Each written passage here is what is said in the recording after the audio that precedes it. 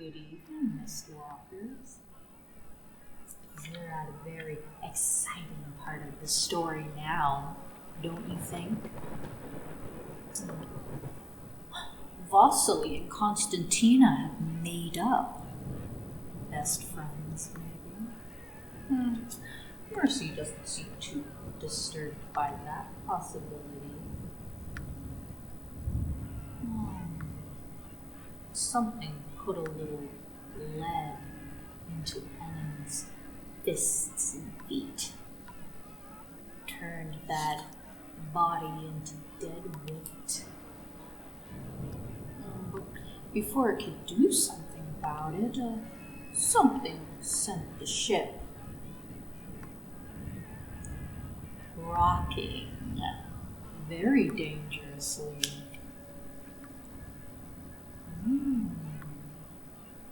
Crew of sea devils. Oh yes. They've climbed up on the deck and decided to spill a little blood after towing a massive ghost ship into the side of the Endurance. This strange home we found ourselves in.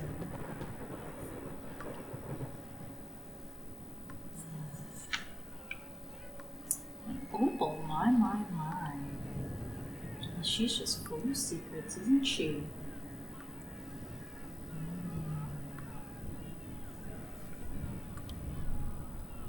She breathed a little bit of spirit into someone dying on that deck. It's not the only dead thing, though, is it? After all, Captain Garvin's come out to play. And I'd say this ship of horror just got a whole lot more interesting. After all, Daddy's home.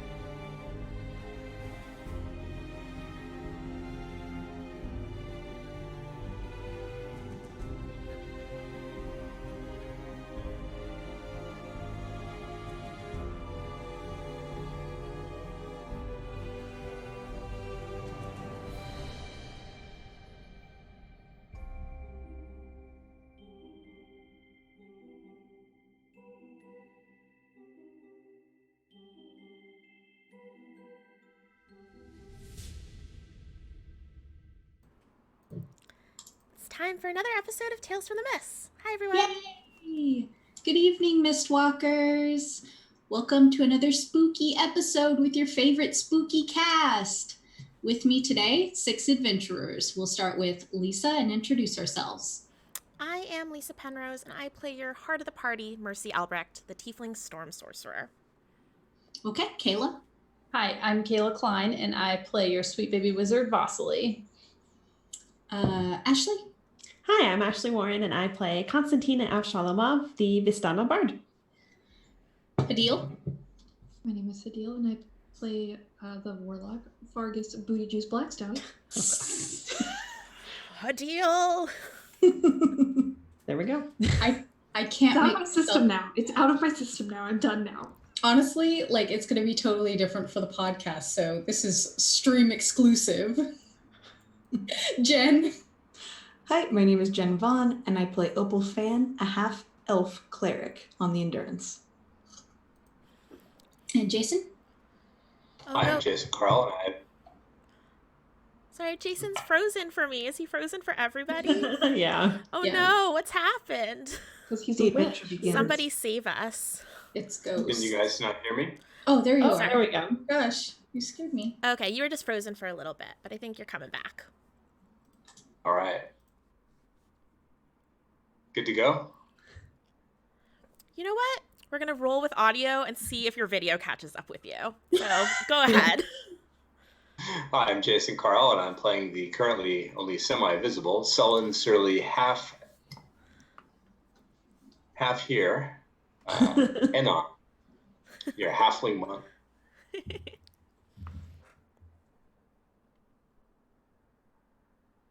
Yay. I think that's good. I think that's all we need to know about Enon, considering how completely normal he is. Oh. All right. So Lisa has our announcements for the week. Yeah. So we, as always, are doing giveaways of our Miss Survival packs. Those have super fun Tales from the Mist things in them, like these postcards that our lovely Kayla Klein has illustrated. There's a set of 3 in there. They have our Mistwalker dice in there. Let's see if I can do like my beauty guru thing. Yeah, so focused. Sorry if that was really loud. I'm leaning forward. It also will have our little matchbook menagerie matches in there. And these Mercy enamel pins with red lightning. So Super cool. shiny, so sparkly. Yeah, super cool. So let's see. Oh, I don't know who chose this word, if it was TK or Jack, but put exclamation point ghost sheep in the chat to enter that giveaway. I also wanted to let folks know that all of the Mistwalkers are going to be in town in Seattle for PAX West. So if you're attending PAX West, or if you're just local to Seattle, we have a number of meetups and different events that we're doing. Saturday, we're going to do a meetup at the Starbucks Reserve at 2 p.m. Sunday, we'll be at the Level Up booth at 2 p.m. doing Taroka readings. And then Monday, we have a panel at 2:30 p.m. in the Hydra Theater. If you go to talesfromthemist.com and go to our blog, the latest blog post has our full schedule there, including Facebook events you can RSVP to get reminders. There won't be an episode next week because Acquisitions Incorporated is streaming during our usual time slot, and everyone's going to be in town having some fun. So come out and meet us in person. We'd love to meet you. And I throw it back to TK. All right, awesome. I'm sorry. I was just bringing up maps so that I didn't have to look for them later, because I'm lazy. This is not a typical campaign. We have a rotating cast, meaning we have 4 anchor members and then 2 rotators, being Jason and Jen. And their time is running out. I'm sure it's fine. Now, last week we ended on a rather dramatic note, didn't we? Thank you, Adil. No. We were having a picnic on the beach. Yeah, we were having a lovely picnic. Didn't you see the postcard? Yeah, it's a postcard, TK. There Please. was a ghost sheep, and then the captain showed up, and then we found out we were also on a ghost sheep. That's... What a twist. Double ghost ship. Double ghost ship. All the way. All across the sea, what does it mean? What does it mean? What does it mean? Okay, so let's get caught back up trying to figure out where everything is. We'll start with Mercy. Mercy, you were beside Vasily on the stairwell with Nicodemus. Is that correct? I was. That is Okay. correct. So not the 3 of you not fully on the deck. Right. All right. I didn't think so. I didn't think we were there yet. No, I think we were kind of in the stairwell. Okay. All right. Constantina, Opal, and Vargas all sort of clustered together towards, we'll say towards the bow, because I'm not 100% sure which side of the ship an anchor comes out of. I think the stern, which would put Enon on the other side. Is that correct? Now, Enon, you took 10 sailors with you, 5 of which got engaged in combat, with 8 Sahuagin Sea Devils. So there are 8 around you, 5 able-bodied companions, and then 5 that are engaged. And you began to raise anchor. Opal, Constantina, and Vargas, you are facing down 6 Sahuagin. And you have an undead Sahuagin companion. There were 2 Sahuagin attempting to climb over the railing, which brings our number to 16. 8 were killed when Mercy thunderstepped into the water, or out of the water, rather. And then there are 2 Sahuagin wave shapers in the water, creating a vast whirlpool that is starting to spin the ship now that the anchor is going up. Let's go ahead and roll. Everybody roll a d20. Just let me know what you get. Is this initiative or just a straight roll? Oh, okay. This is going to be initiative. I got 13. Okay. 12. 8. 12. Okay. Who beats a 13? 14. Okay, and let me roll. 5, by the way. I got a nat 1 for the first cluster of Sahuagin. A 15 for the second cluster. So we're going to do popcorn initiative as usual. Jason and Jen, are either of you familiar? Okay, so what's going to happen is I have 2 clusters of enemies. So I will choose the next person who goes, they will choose the next person, and so on. If you do not choose the enemies will choose each other and thus go twice. All right. So the cluster of Sahuagin that rolled a 15 are the ones that are engaged with the sailors. And each of them will swipe at the sailors. It's boring to have NPCs fight each other, so I will keep note of that myself. And I'll go ahead and popcorn over to Enon, since he was the closest to those. Right. Okay. So, cursed sea devils. And the ship, of course, does not look like it did several moments ago, right? It does not. It has now become a tattered remnant of what it once was. Go sheep. No time to worry about that. Are the fish devils within striking distance, in melee distance? Yeah, I would say that they're absolutely within. There are 3 within striking distance of you. Since 5 of them were engaged with the sailors, 3 of them have begun to advance upon you and the other sailors as you begin to raise the anchor.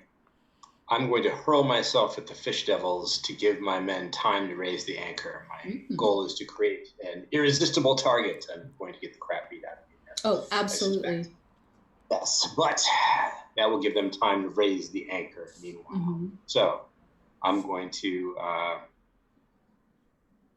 take the attack action and spend a key point. Let's see if we can make decent use of this. All right, here we go.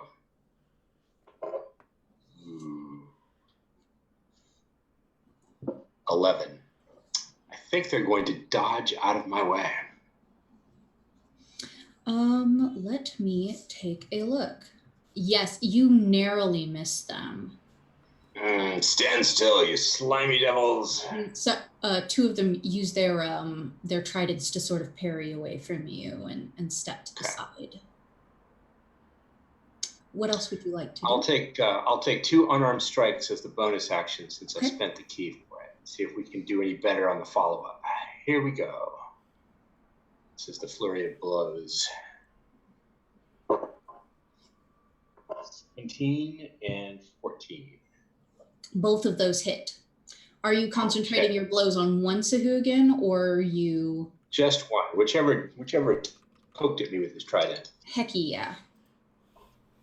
Okay, so total is 14 points of open-handed damage against the fish devil. Oh yeah, absolutely. What does it look like as you battle it and it tries to parry away from you, tries to get away, dodge, shield itself? Although I'm small, I'm agile, and I'm very much at home on the deck of a ship, even in the storm. So sure-footedly, I get in close and pummel the heels of my hands against the the creature's bones, its scaly sternum, maybe its chin, just moving too quickly for it to react while I'm spinning in close. Yeah, you clearly take it off guard. You can feel its ribs crack underneath the heel of your palm. You can feel its jaw sort of shatter beneath your fist. It's still on its... Take that.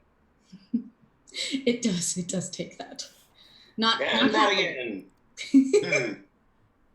Anything else for you? Well, when I hit with the flurry of blows, I'm going to impose an effect on the target. Yeah.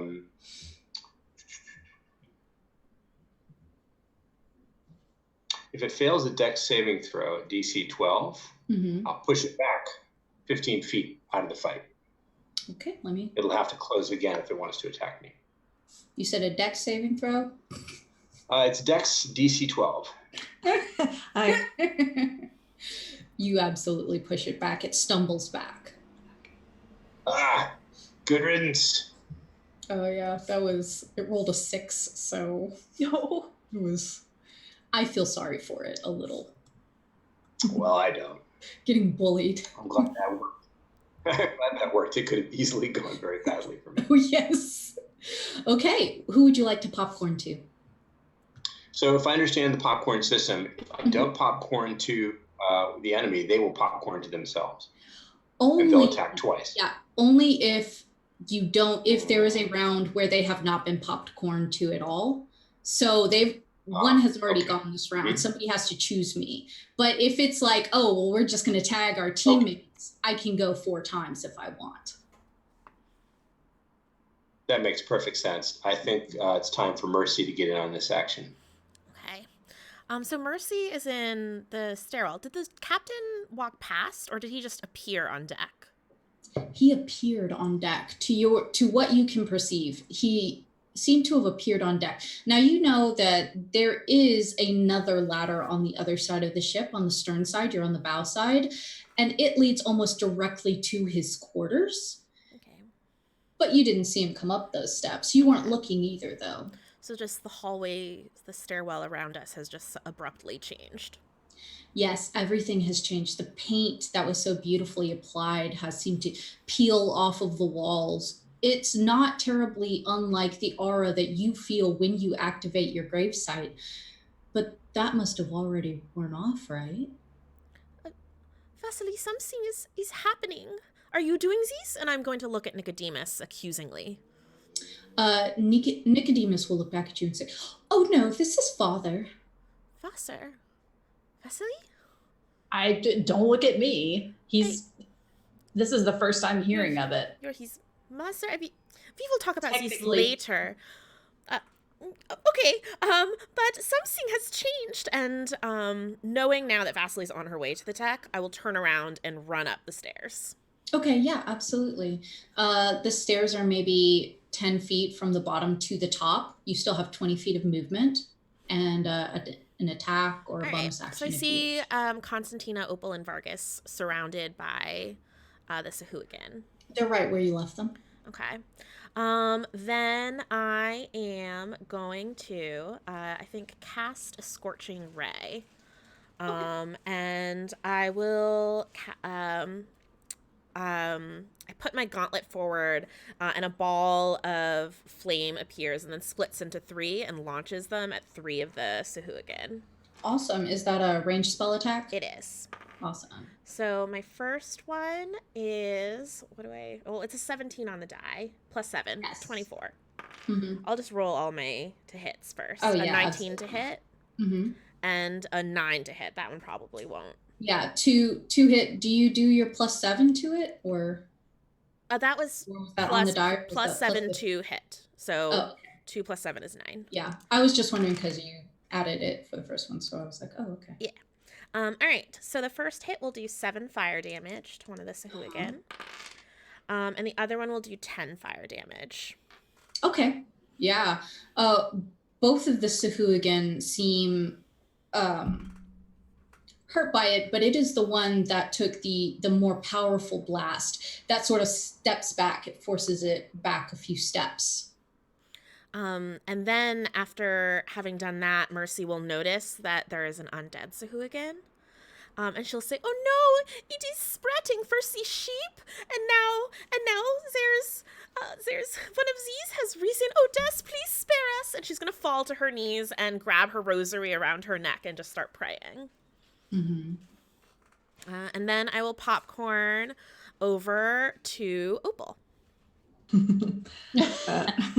Opal's gonna see this and inwardly roll her eyes and yell, "Mercy, it's okay. I made him." What? Yes, I took something that was no longer, and I made it useful to us. But the undead, they rise to steal the spark of life. He's joined the army of death, and I just start like hyperventilating. I'm looking at the staircase like to see if Vasily is there yet, and then I'm looking back at Opal. Opal like closes the distance between them and like puts her hands on her shoulders. It's only temporary. I will ferry them. I shepherd the dead. It's okay. I promise. You give some back? And Mercy's just kind of like staring at you wide-eyed, silent. Opal, there's stuff happening. So she's just like, well, this is a conversation we'll have later.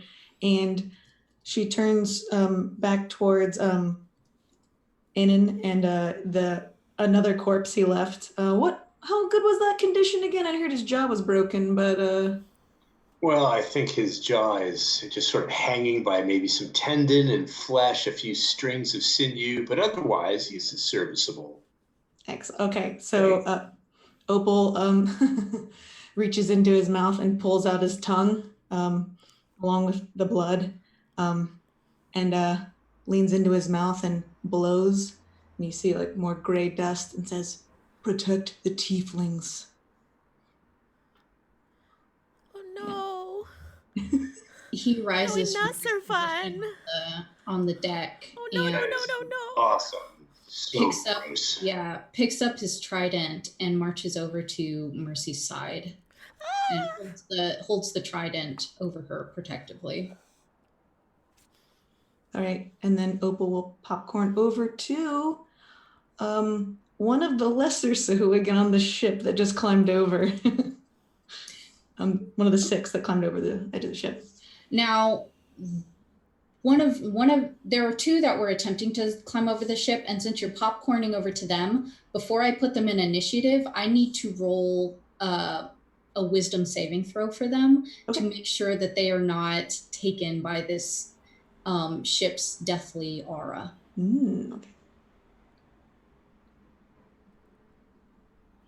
Okay.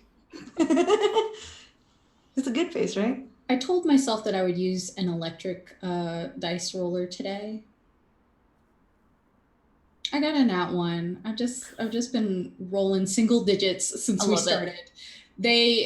You see their claws shape the side of the railing and they start to come up, but then their eyes grow wide with this innate terror, this fear that shakes them to the core, and they push themselves off of the side of the ship and just launch themselves away from the ship back into the water. I will popcorn to the Sahuagin that are advancing on the party. I'm so mad. So angry. 2 of them had been blinded by your gem of brightness.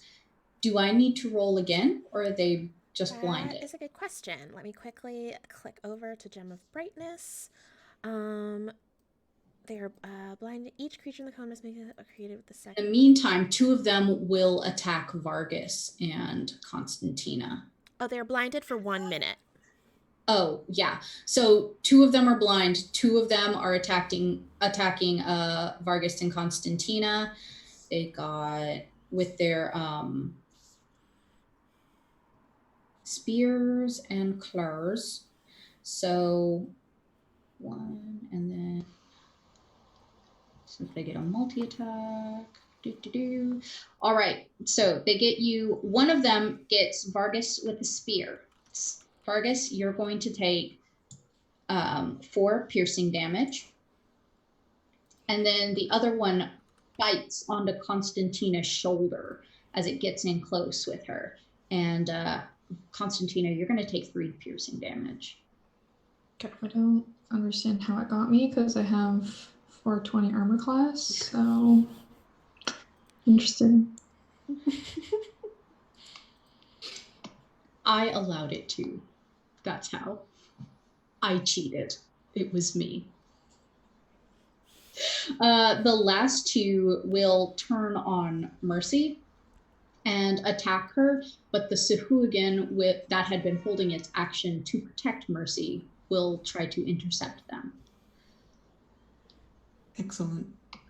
Also, okay. One of them strikes the Sahuagin for 4 damage. The other one misses completely. Should Opal have been also in charge of the other Sahuagin attacking his brothers? That's entirely up to you. Yes, they will move on your turn. Okay, next time. Oh yeah, he's attacking. If you would like to take his turn right now. Absolutely. Fine. Yeah. I'm gonna say he's got I think had a scimitar, maybe? Or they have spears. Spears, I'm sorry, yeah. They get 2 attacks. All right. One with claws, one with spears. So or sorry, bite and spear. Bite and spear? Okay. Just adding whatever you add to the spear. All right, 11. No, just narrowly misses him. All right. He gets a second attack, so. Yep, 2 attacks. Oh, 11 again, so why bother? Yeah. Next time, for sure. I will go ahead and popcorn over to Constantina. Okay, so Kayla's looking at me so smugly right now that I'm not even gonna look at her face. Well, when I am hit by the Sahuagin, it kind of like pricks a little bit. Like I feel almost like a twinge in my jaw and like a heat in my chest, almost like an instant like an anger start to well up. That is still a little bit foreign to me. Okay. But I don't remember how this works. Do I have to?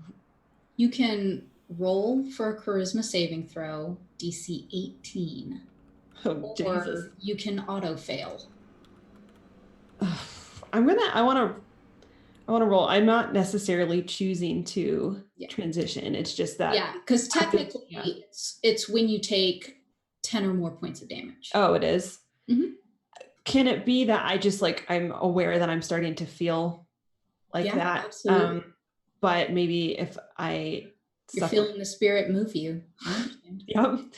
Okay, well, I'll keep that in mind. So if I take a little bit more, then I will. Absolutely. Roll. Okay, so I still have my action for now. Yeah. Okay. Let me know when you hit 10. Yep, I will. Decide. Okay, I'm sure chat will hold me accountable anyway, but I will. I would feel bad lying. So anyway, for my turn, I will do I'll do my second level shatter on. How many are clustered really close to us? I know there's a few. There are 2 on Mercy, and then you and Vargas are probably within 5 feet of each other. So all of you are within at least 15 feet of each other, just for the party's cluster of 6. 2 of them are closer together because they're blind and they're not sure what's happening. Okay, well, I'm going to target whatever's in a 10-foot radius. Okay. And I'm trying I can't really control spells like other spellcasters, but I'm trying to aim it toward them and not to us. Okay. So they have to make a Constitution saving throw. And I'll roll my damage anyway. Okay. What is the radius? 10 feet. Okay. I will have them do their Constitution saving throw, and I would like for you to roll me a d20 just so I can decide how much control you have over it. Okay. Beat a 15. Because this is your first time attempting this. Yep. It'll get easier as you try. Okay. Blowing on it for good luck. Okay. Not 20. I feel like I need to show evidence, but it is. I'll take a picture. I'm not touching it. Anyway, it is. And it's a pretty opal dice. That's exciting. Yeah. So yes. Whew, okay. So yeah, this is the first time I'm attempting this, but for some reason, like maybe feeling a little out of control with my new lycanthropic abilities, like forces, like kind of clarifies my other effort to be in control of something else.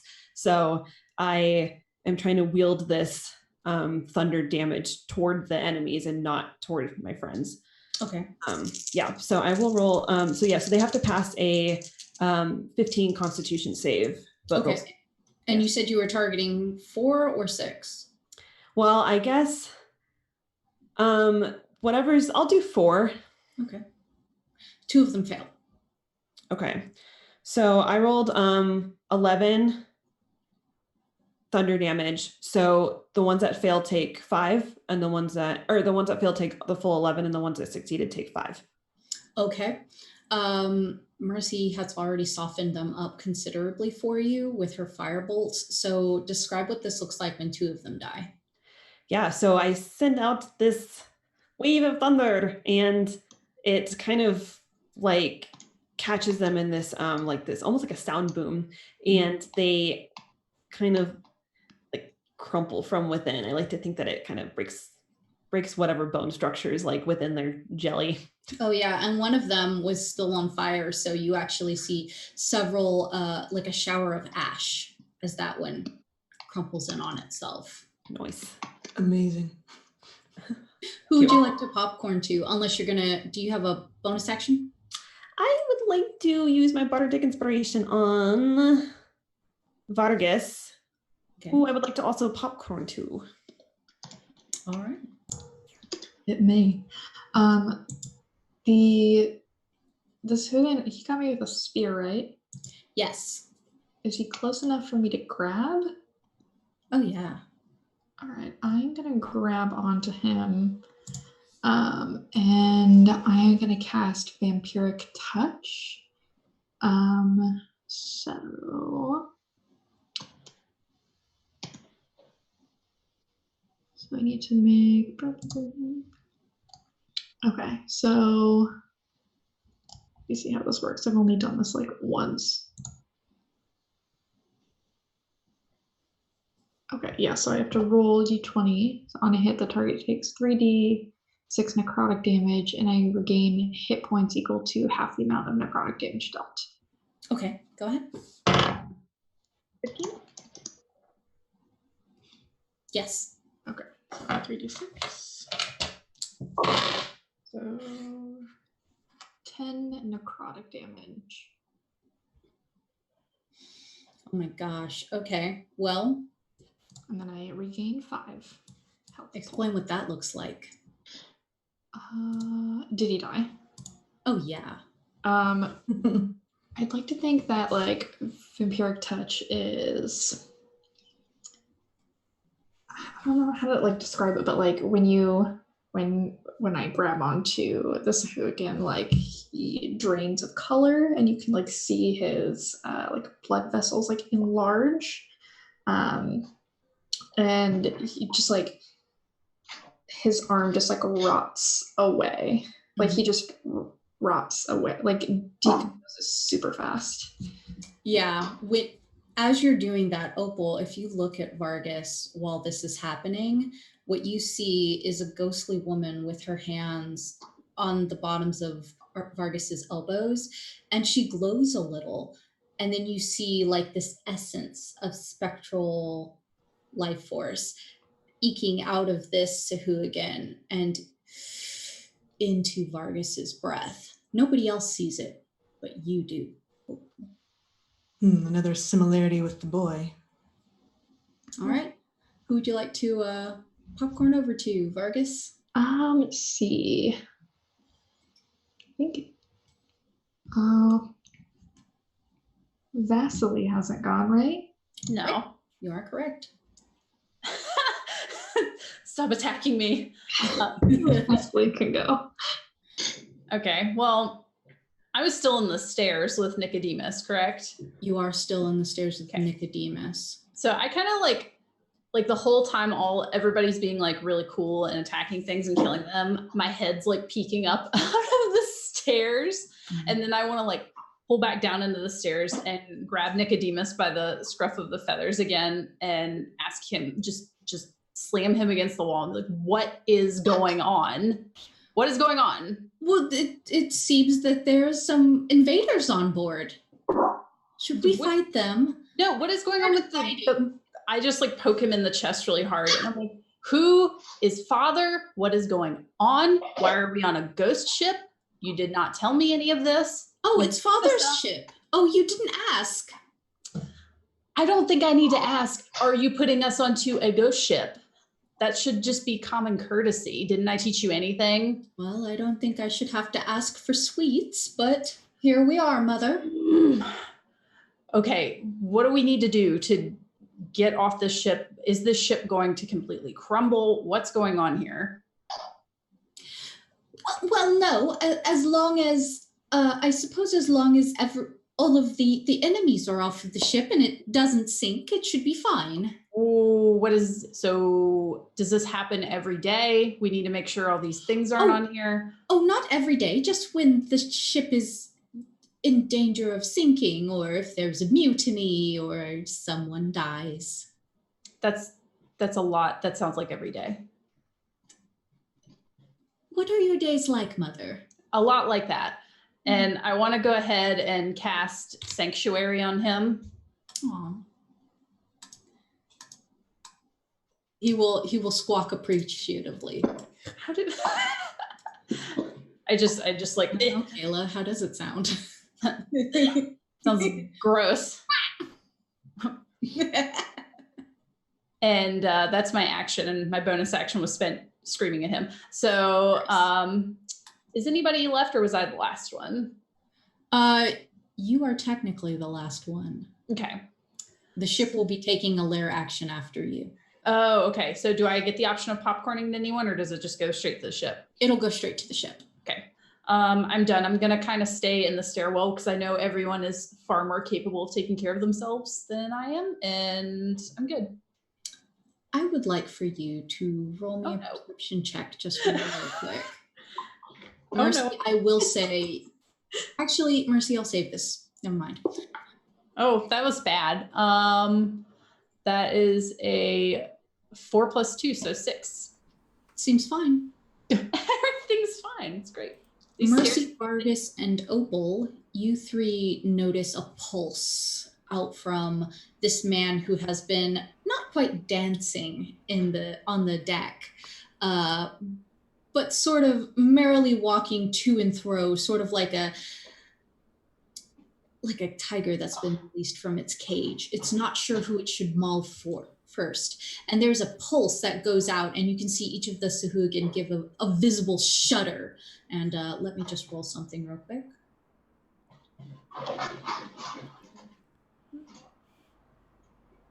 Oh my God, I can't believe this. I rolled a 2, a 9, a 4, a 3, and a 2. Is this on your electronic dice roller, or were you using physical dice? I am using the electronic dice roller. Throw your phone away. It's my Chromebook. Throw that away. Like, I'm sorry. I don't make the rules. Those are the wisdom saving throws for the Sahuagin to resist its aura of fear. Oh, never mind. Keep it forever. Right. Super glue it to your face. I should just... Seems totally legit to me. I should get rid of this. You're right. I should just... I should throw this away. Oh my gosh. I'm so mad. All right. So, 6 of the Sahuagin begin to back away. We'll say 3 in the parties, Sahuagin, and 3 that are facing down Enen's friends begin to back away and climb over the railing. So, Vasily, you'll be popcorning to the first person in this round of initiative. Okay, so I do get to pick someone? Yes. Okay, I'm gonna popcorn to Opal. Opal, you're at the top of the round. Excellent. So there's 6 that are leaving. Mm-hmm. And then we still have the 2 in the ocean that are making the... All 6 will open up attacks of opportunity. Yes. I would like to take those. Opal would very much like to, and she raises her black gloved hands again, and this dark energy like courses in the palm of her hands and then shoots out like thick, viscous liquid. Okay. And Roll that for me. Anybody else taking an attack of opportunity? Well, I had 2 next to me. yes. Let's see. Was there just the one close to me? Mm-hmm. Oh, then no. I'll pass on my opportunity. Yeah. The 2 blind ones and one of the ones attacking Mercy is going for the just one. railing. I forget actually if can I do anything? I don't have any feats. I would paunch it, but it does 0 damage, so I'm not gonna take an opportunity attack. That's adorable. You can insult it though, you never know, right? Yeah. I'm gonna kick out with my little hoof. Give me an unarmed strike. It literally does 0 because of my strength. It's fine. I rolled a 2. Cool. Yeah. It feels especially annoyed as it goes over the railing. Yeah. Anyone else taking an attack of opportunity real quick? Yeah. Opal rolled a 13 with her spell. You hit it. Yes. Okay. They take some good damage. Half damage. It doesn't say what kind. This is cool.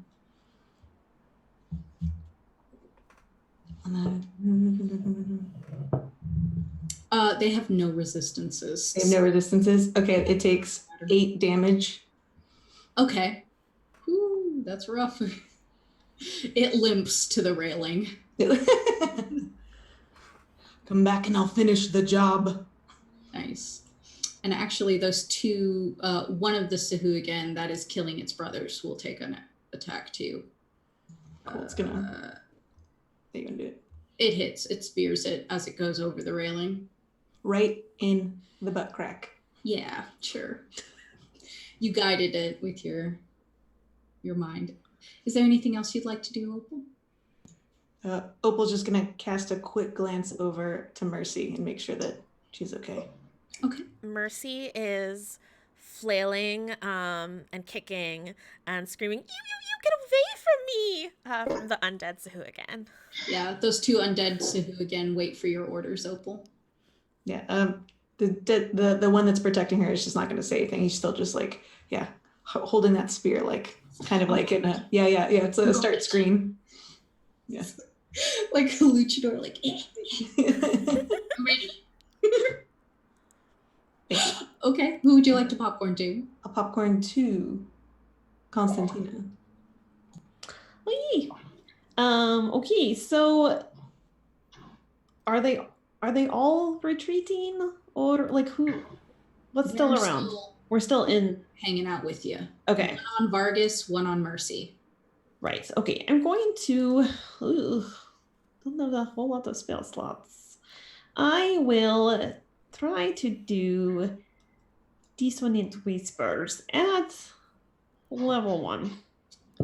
I don't know how this works on creepy sea creatures, but we will see. So they have to make a wisdom saving throw. Okay. Actually, let's see, 1 creature. So just I will do the one that's on Vargas because he's closest to me. Okay. And wisdom's throw, what's the number? Yes. 15. So they get a +1 to wisdom. Okay, they got a 19. Oh no. Well, let me. You can see that. I don't think it takes any damage. I think Dissonant Whispers, do they take damage on half? It takes 3d6 damage and must immediately use weapon. No, it's not like Shatter. Oh, Ripperoni. Waste of the spell slot. Well, all right, I gave it my best effort. I would like to use. I will use Bardic Inspiration. I will give it to Mercy. Okay. Yeah. Real quick, I'm going to roll something for the ship. The ship begins to spin a little faster. I need everybody to make me a dexterity saving throw to stay on their feet. And I will do the same for the Zuhu again. Got an 8. I got a 12. Ugh. 18. Okay. 16. Everybody who got less than a 14 will fall prone, Crap. including 4 of the Sahuagin facing down Enon and his crew, and 2 of the Sahuagin that were left facing the party. Rip in peace, me. Samesies. Who are you popcorning to, Constantina? Oh, sorry, I forgot that's how it worked. This is my second D&D game today, so my brain Oh, is you're okay. a You're little. Yeah. I will go to. No, do I have to go to the bad guys? I guess I will go to the Sahu again, the one that's closest to us. All right. The 2 Sahuagin that were left are both prone. They will both use half of their action to stand up, and they will both thrust out with their spears at Mercy and at Vargas. No. Now, Opal, your Sahuagin that's been protecting, they're basically holding their action to protect. Correct, yeah. Okay. So they will take the brunt of that spear. Good. Meanwhile, Mercy's like, no! As they Alright. like lean in. That Sahuagin takes 3 more damage from that spear. Vargas? Does a 12 hit you? Warren? Yes, it does. Yes. We all know that the whole core party, except for Mercy, has AC 11. Mine is 69. I've decided right now. Just I'm not trying to be like that guy, Vargas, but don't you have mage armor now from your invocations? Yes. It'll last like an hour too. Mage armor will last 8 hours. You're gonna take 3 high, piercing yeah. damage. What's that? You're gonna take 3 piercing damage. Yay. I love to be alive.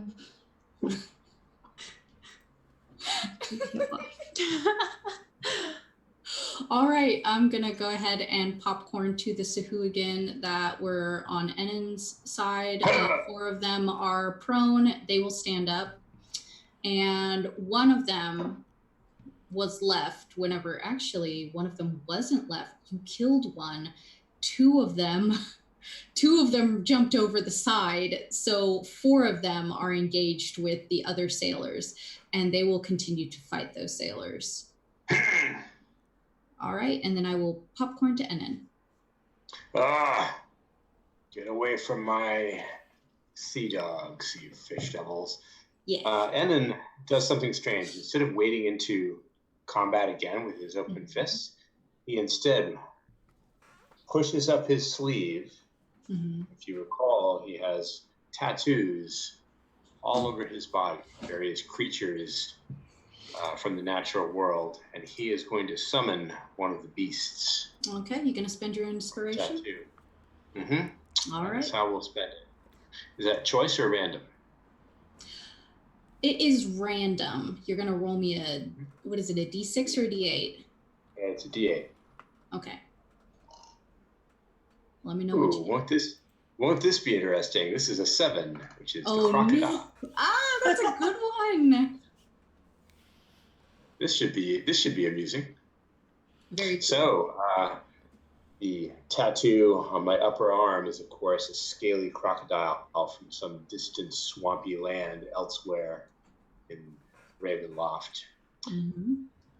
And a moment later, the crocodile, the very thing that was on my skin, is now beside me. I point in the direction of the fish devils. All right, it will attack on your turn. So you're free to command it. Here we go. With me! I'll growl at the crocodile as we will attack the Sahuagin that is closest. I'll again use an attack action and spend key. So let's see if I can speed this up by rolling. First attack is a miss with a 9. I think that's a miss. Yeah. And okay, so the flurry of blows attacks are a 16 and a 14. Yes, both of those hit. So I'm concentrating on one of the fish devils. That is 16 points of damage from my hands, my fists, my shins, my feet. Yeah, talk me through it. Probably my sheer irritation is probably doing extra damage. I would think. So annoyed at all this. Yeah. I've got stuff to do, you know? I've got stuff to do. Tell me about it. Interfering with my agenda. So how does that one die?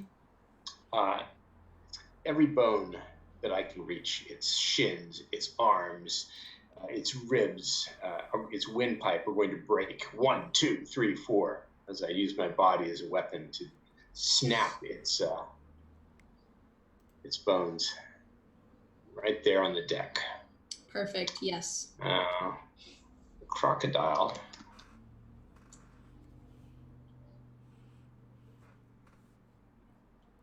Moment. Okay. Bouncing over to crocodile. Ooh, ouch. Okay. No, not a giant crocodile. It'll use a bite melee attack on a different Sahuagin. +4 to hit. Its attack is a 13. Yes. Yes? Yes. Okay, so that is a d10 plus 2. It's 9 points of damage for the bite, and the target is grappled. The escape DC is 12. So until the grapple ends, he can't bite another target. He's just going to clamp down with his long jaws on this tasty fish meal and savage it with his teeth. Perfect. Yeah. And it just like rolls onto it and starts like savaging it across the deck. You just hear its screams. And there's more where that came from. All right. Is that it for you? That's it for me. Who are you going to popcorn to? I think we're going to popcorn over to Vasily. Nice. Oh my god. Okay. I'm gonna pop my head back up. And do I see the captain? Yeah, you can see the captain. I want to talk to him as like can I go to him? Can I Yeah, he seems pretty preoccupied. You'll use all your movement to get to him. Okay. And will open yourself up to opportunity attacks from the Sahuagin on the deck. Okay, so basically I see him, but between me and him there's things happening. Okay. I guess I will I will pop my head up, kind of come up onto the deck instead, and whoever is closest to me or closest to Mercy, I guess. Do I see the undead one actually?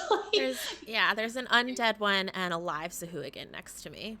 Okay, so I look at the undead ones, I think, beside you, Mercy. Great.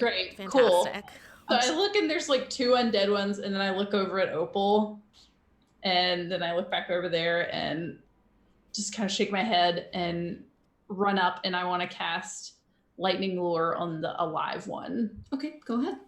So it says that this one is one where I create a lash of lightning energy, and the target must succeed on a strength saving throw or be pulled up to 10 feet toward me and take the damage. So you need to do a strength saving throw 13.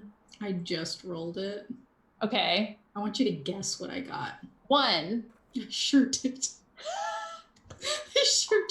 I'm really mad using the Google dice roller, and I'm actually like at the point where I'm Are just you gonna like? Are you sure you're rolling a d20?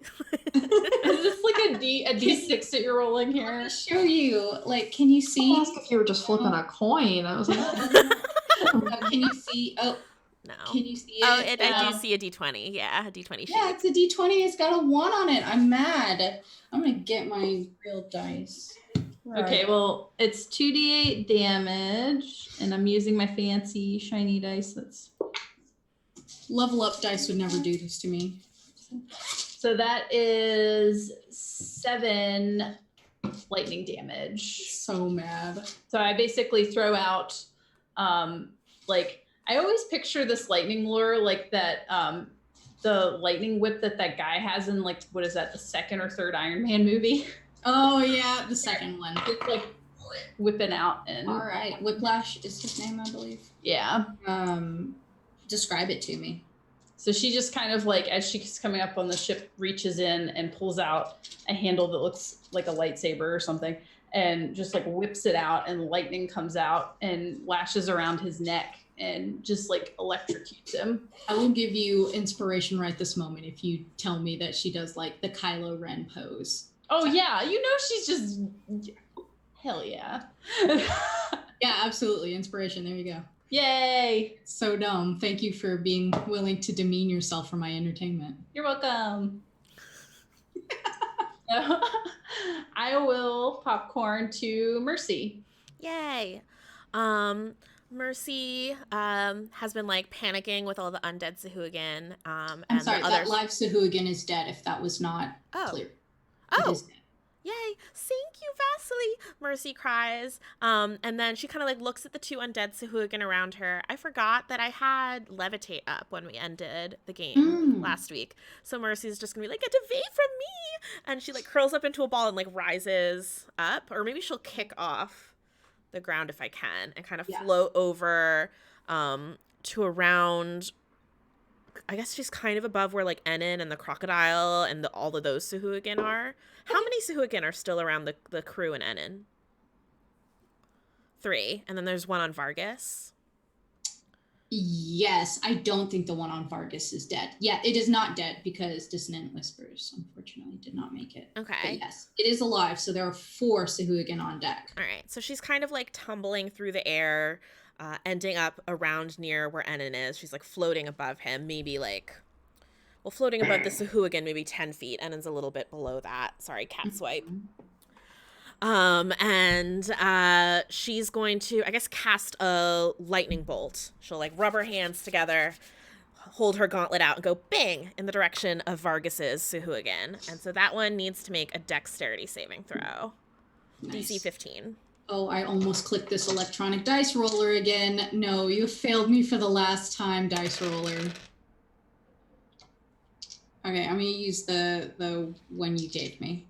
You said dexterity? Yeah. It rolled an 18. Okay, so it'll take half of this. So that's 10, 19, 20. You said the one on Vargas? Yeah, so it's 26. So half would be 13 lightning damage.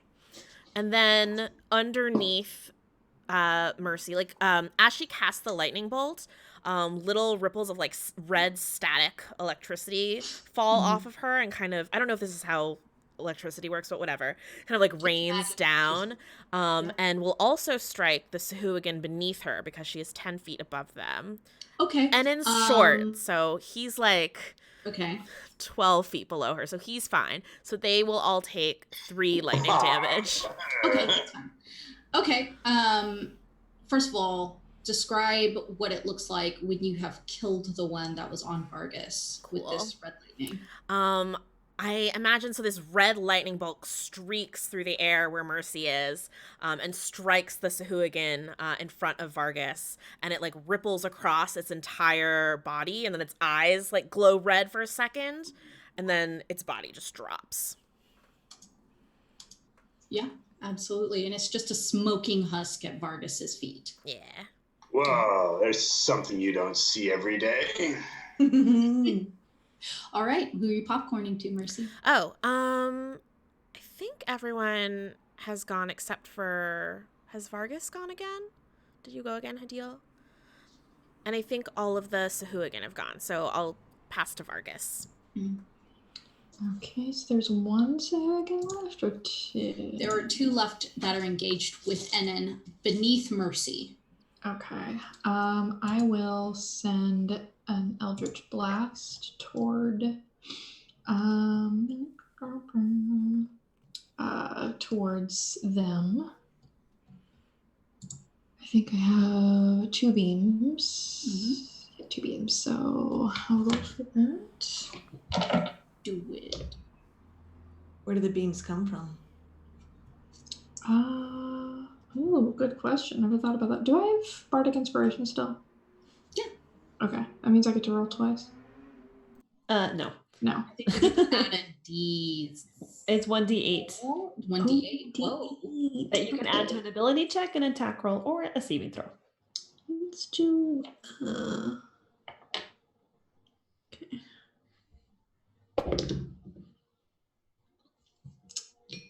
Thanks for nothing, Constantina. Oh my god! I got a 5, so like together with the D8. So I don't know. They probably blow a hole in the ship somewhere. You know what? Yeah, I'm going to say that you blow a hole in the deck at the Sahug. Oh. And it just watches you just like shoot these Eldritch Blasts straight into the deck. Oh. Might be y'all. So sorry. Gotta live here, you know? Claudia just looks at you like, come on. Vargas, he'd see monsters. I'm going through it a lot right now. Okay. So everybody is gone. So I will popcorn back to the 2 Sahuagins. Okay. Before we get the 2 Sahuagins, the ship will give out another pulse from Captain Garvin. And I will have both of them roll. Okay, got to be a 14. I got a 6 and a 12. So they begin to hightail it towards the railing. Who wants to take attacks of opportunity? I do. All right. I do. I want to try and redeem myself. I hear it's a long list for you. Oh, man. Bless. I love this. I will try another Eldritch Blast at the retreating Sahuagin. Okay. Shake off that. Fart. The boat is moving a lot. An attempt was made. Okay. Anyone else? I would like to try. Am I still prone because I fell over? Yeah, unless you've stood up. I don't think it's been my turn since then. So I'm like lying on the deck, but I would like to pull out my sickle and try to swipe at it. They're about 15 feet away from you. Oh no, okay. So Could try, but you know. We forgot that we were lying prone, so can we say that I tried casting Eldritch Blast from like a crumpled pile on the floor? oh yeah, you're just laying on the floor like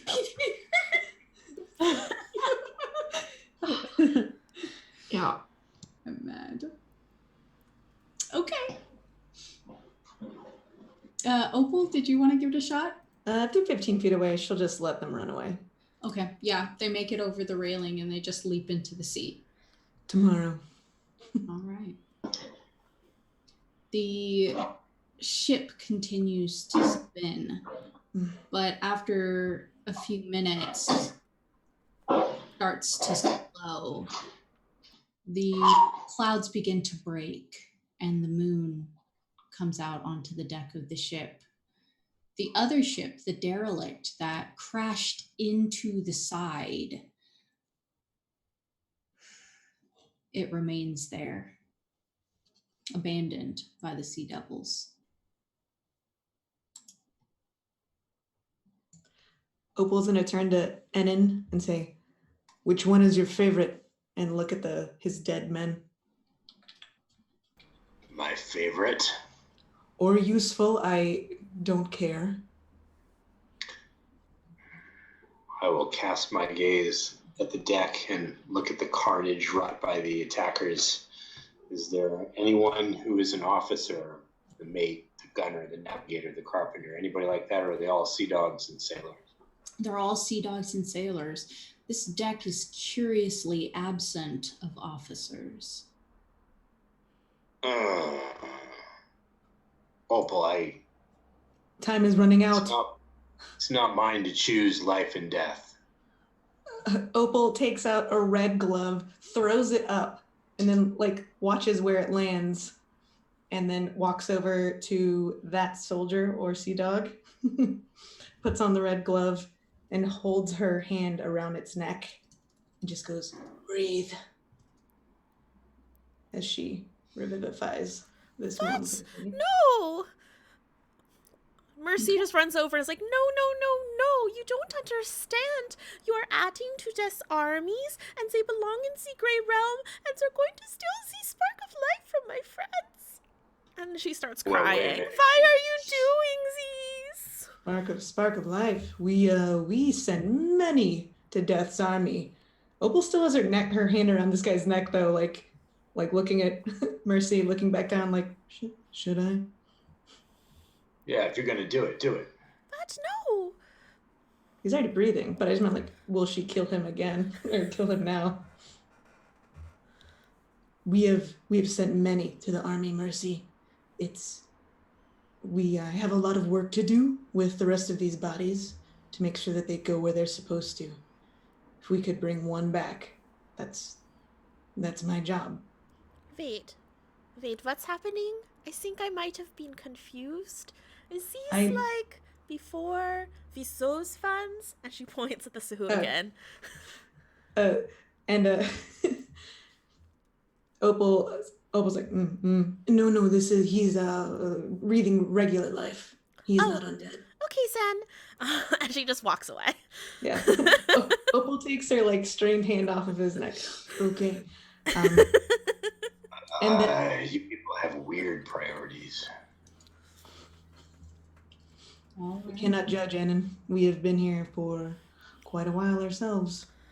I don't know if those two Sahuagin zombies or whatever think that they still need to protect Mercy, but if they're following her around, she's going to stop and then kind of take her dagger with the skull bell on it and plunge it into the deck of the ship and start like carving a circle around them. Okay. As you take that dagger out, it is now that you realize that it has stopped ringing. Was it ringing that whole fight, or? When you came up out of the stairwell, it stopped ringing. Weird. Chat, what does it mean? You know, Kayla tried to trick me into telling you or telling her what it was. And I was like, haha, joke's on you. I don't even know. No, I'm just kidding. All right, well, she's more concerned with the undead on the ship, so she's carving this circle into the deck of the ship around them, and it's kind of like if they try to leave the circle, she tries to poke them back in with the dagger. Vasily sees Mercy struggling with it and comes over and starts helping her. Thank you, Vasily. She like keeps them, kind of shoves them back in the circle when they wander out like little toddlers, like just kick them. Yeah, go away. Go back to the Grey Realms. Shoot. Shoo. I would like to check on Vargas real quick because we were both like laying down next to each other. Yeah, you can absolutely do that. As the ship, in the light of this moon, of this waxing crescent, begins to rebuild itself around you. Hey Vargas, you know the holes that you just put in the deck? It looked like they're like fixing themselves. Well, that's good Vargas news. is just like laying on the deck like this. He just wants to. It's like, I don't know. I don't know. Are you okay? I saw that you also got. I don't want to talk about it.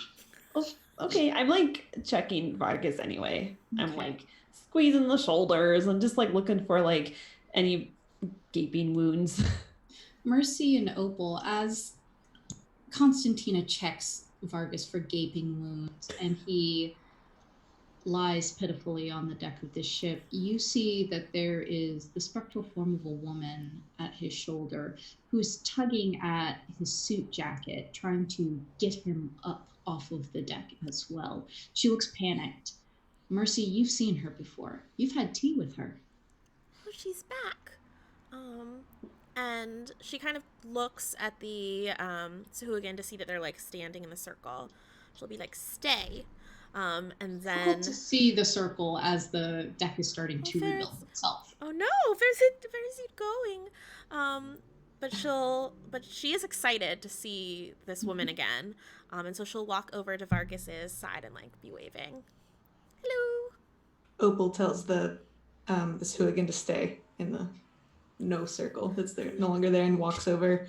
They stay. Yeah, very, very curious. Looks like we have a stowaway.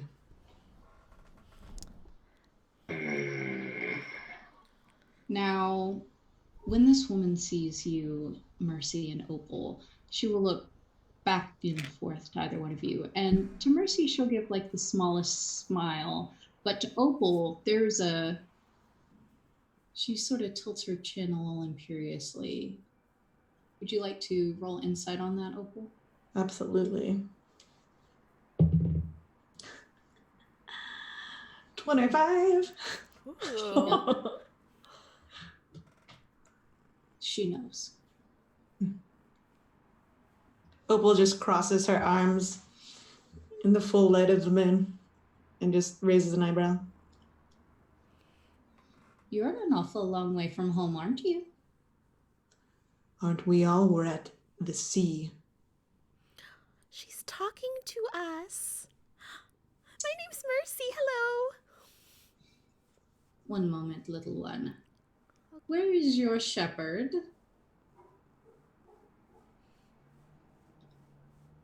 She sort of raises an eyebrow at Opal. My shepherd is where one would always be. Not on this realm. So no tether to the mortals? Opal looks around. Is everyone watching them? Like, can they hear them? Okay. Are they? Now, nobody can hear Claudia except for you two and Vargas. Oh, Mercy can't hear. No, you two. Oh, I thought you meant like Opal and... Okay. Mercy's Yeah. just smiling and looking back and forth between them. So, Constantina, you would see... A weird conversation around me. to the air. Just want to make sure that Vargas is okay, so I'm Okay. just going to continue to pat him down a little bit and then maybe go check on Vasily instead. Opal's gonna continue speaking to the one. What would you think? Where would you think a shepherd should be? Well, in this case, I am the shepherd. Very interesting. I didn't know that's how that worked. Are you the one putting the rest to bed? Opal nods. Absolutely. She, with her chin, very clever. Keeps them from finding us. What are you talking about? Shepherds? Like, are you talking about sheep? Ghost sheep, maybe? Yes. I'm making sure that the dead people, that their souls go to where they're supposed to. That they aren't lost in these waves forever. Not lost down the gullet of something prowling the lower decks of the ship either? Correct. What do you mean, the lower deck? What was that? Have you seen it? Opal looks confused at Mercy. I don't know what she's talking about. I am also confused. If you help bring souls to death, that would mean you work for death.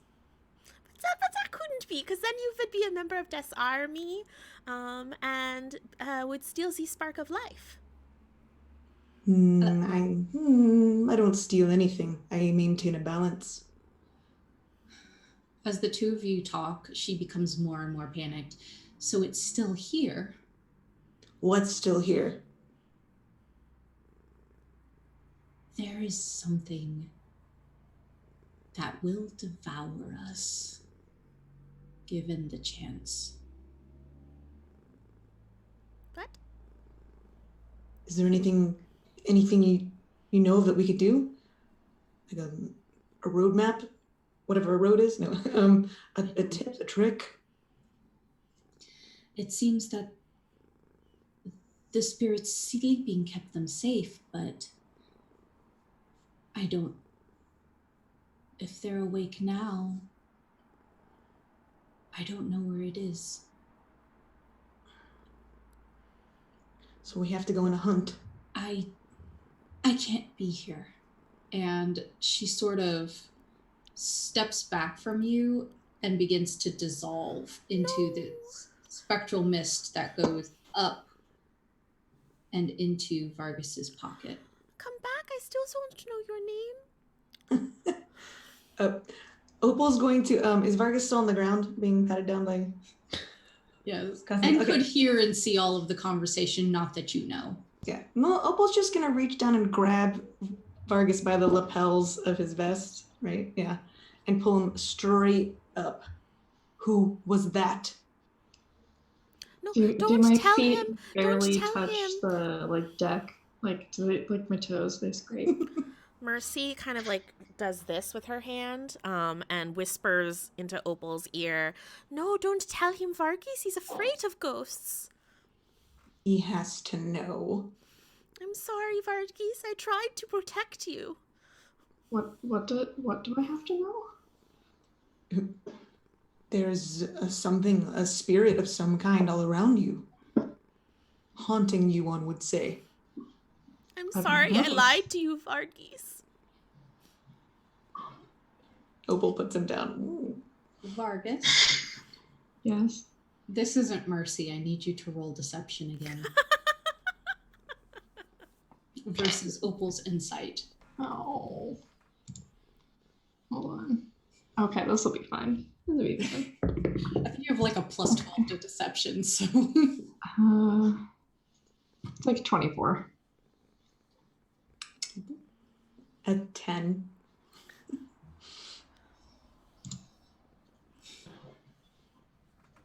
He had no idea. I'm Very strange. It's true, so Vargas. I've seen her several times. I don't know her name, so I don't think anyone knows her name. Maybe she doesn't have one. I will give Mercy a slightly patronizing pat on the head. Will you ever forgive me? Of course I will. Oh, We Vargas, can't you are stay so too long. kind. We need to get back on land. You are so understanding. And Mercy throws herself around Vargas and hugs him.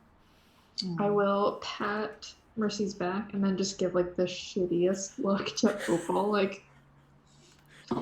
Opal's, you're either very dumb or very dumb.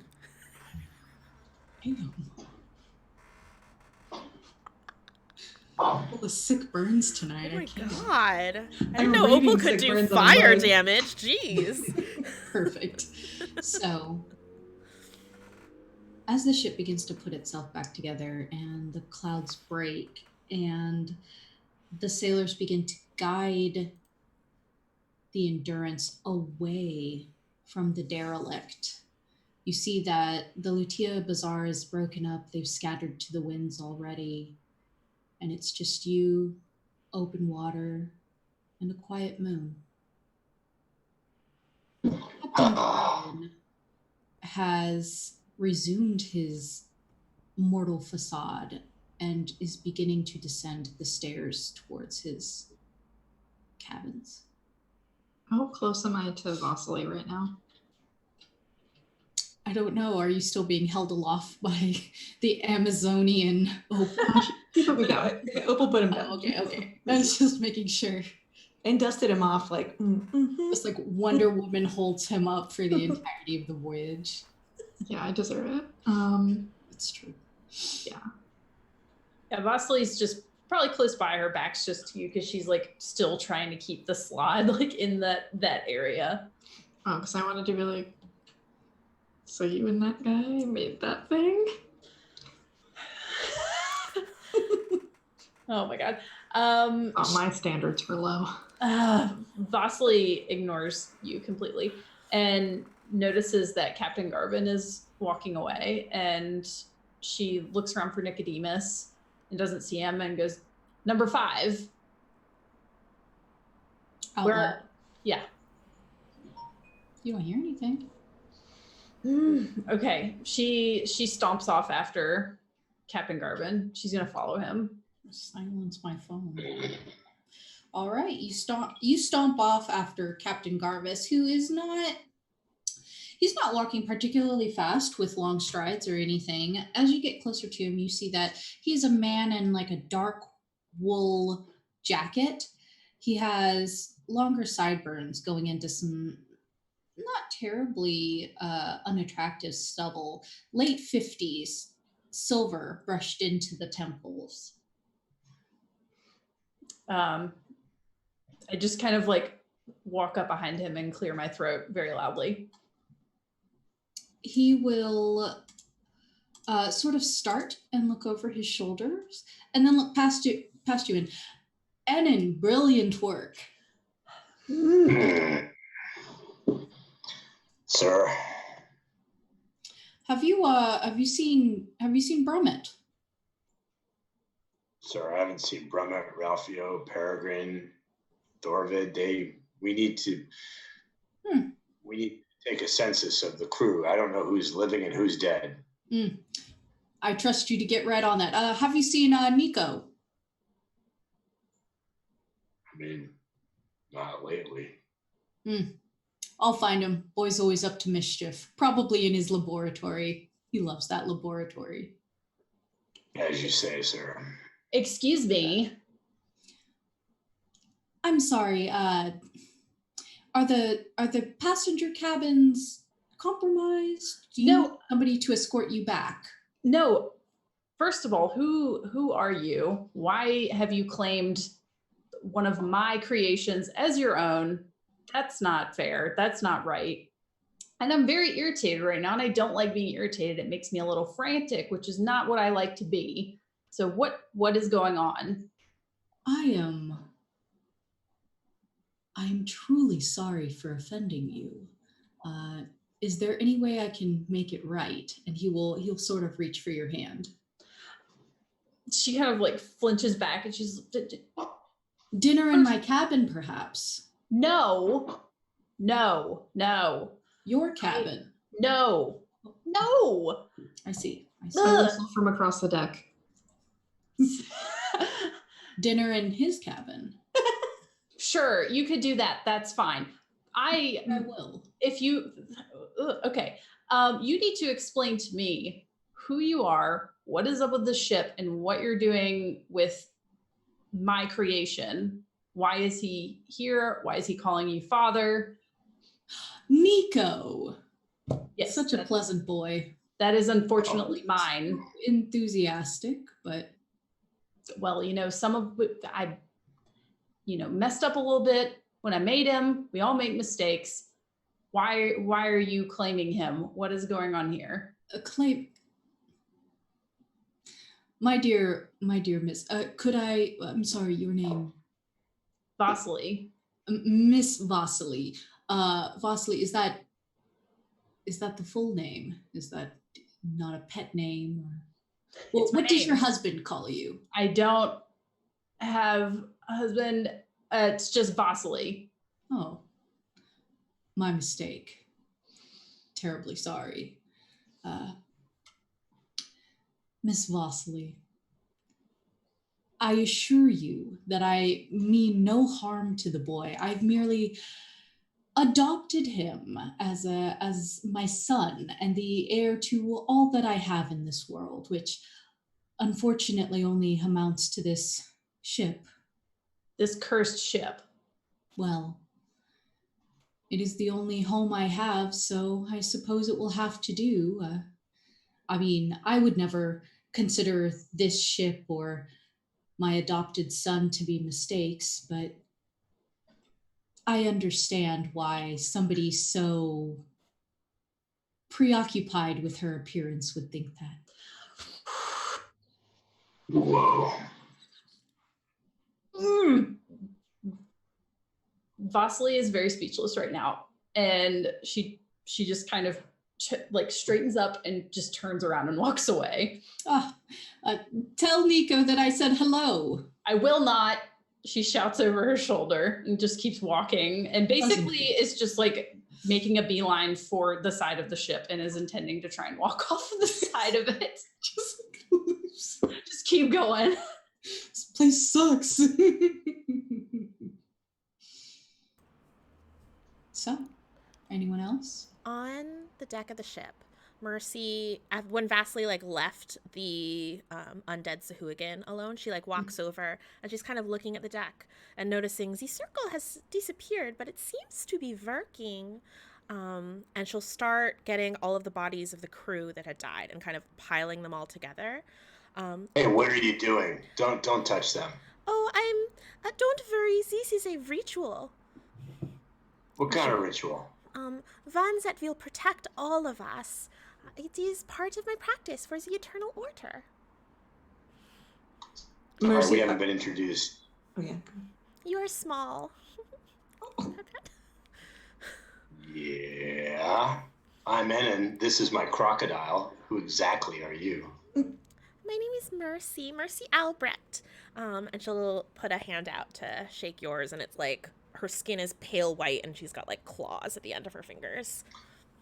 Well, it's on the end of your arm, so it's got to be a hand, right? So I'll shake it. Oh, yeah. I shake it and, would you help me? I'm not very strong. Sure. All right. And so tell me about this ritual that you're doing. You see, there are some undead, and she kind of points at the two Sahuagin who are just standing there. And I'm afraid that Des is sending his army to take the spark of life from all of my friends. Have you heard of the Hour of Ascension? Not recently. It used to be that everything was the Grey Realms, and then someone stole the spark of life from Des, and he's coming for it back. Undead will rise, and he will send his armies. But if we make sacrifices, it might stave off the apocalypse. At this point, as like she's explaining all of this, I imagine all the bodies are kind of piled together. And she's noticed that the ship doesn't seem to be like her circle, her dagger cutting doesn't seem to be taking because it keeps repairing itself. So she goes, and then, in a swift motion, cuts open one of the crew members in a T-section and kind of pulls stuff back and takes out, like, intestines or something. This will do. And she kind of makes a big circle. And just kind of like, da-da-da-da-da. Opal is sweating, by the way, watching this. Like, and she says, and she starts like raising her arms, like the blood kind of raining down her wrists, and as she stands on this pile of bodies. And she says, please, Des, take these offerings that you might spare my friends. And she looks over at the undead expectantly.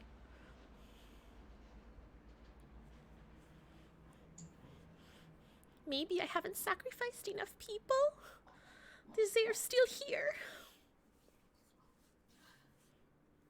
Opal thinks in her head to the two Sahuagin, dive deep and never come back. The two Sahuagin stiff-leggedly walked over to the railing and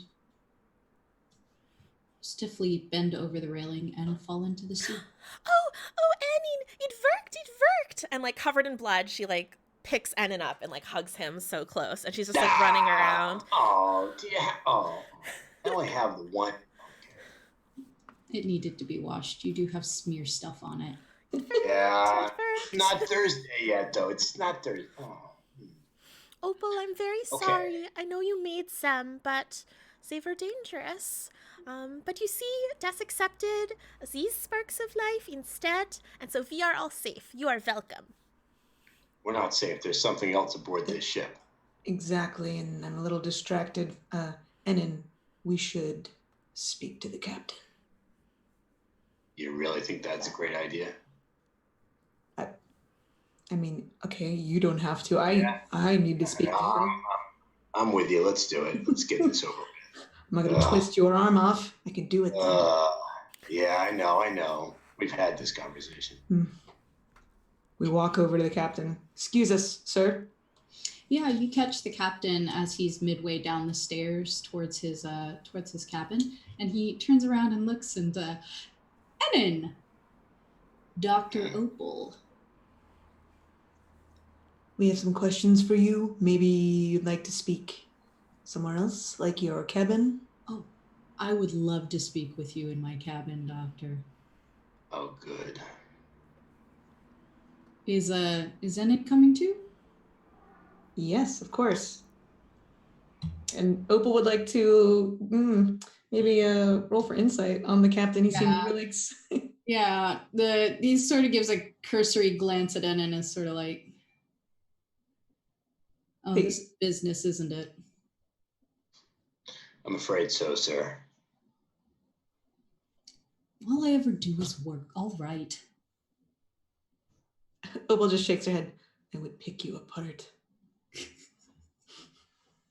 You would love it. Yeah, he leads the two of you. Is anyone else coming? It's apparently a party. I'm just curious, where did the other guests stay on the ship? Also, hello, I'm Constantina, and I'm the ship's bard. He like slides between Enin and Opal, and he's like, Ms. Constantina. Captain Chad. Excuse me. Captain Braddock Garvin. Hello. Is there some way I can be of assistance to you? Do you need escorting back to your cabin? Well, I would mostly just like to know where the other guests are staying on the ship, because I just want to go check on them and make sure that they're okay given the, circumstances. Of course. How responsible of you. Yes, they'll be on the opposite side of the ship from your cabins, just where the hull splits. When you go down these stairs, take a right. Great. Thank you so much.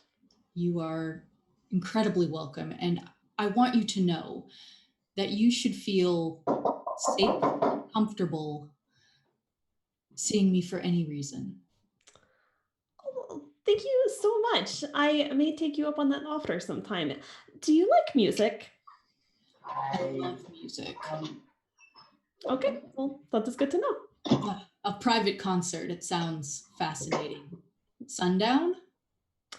Sure, I've never performed just for a captain before, so this will be a fun new experience. Excellent. I hope this is one of the best experiences of your life. Well, I will keep an open mind, and I'm going to scurry off. Opal mutters, among other things. See you later, Connie. Enin, Opal, great to talk to you. I got to get back to work. This is work.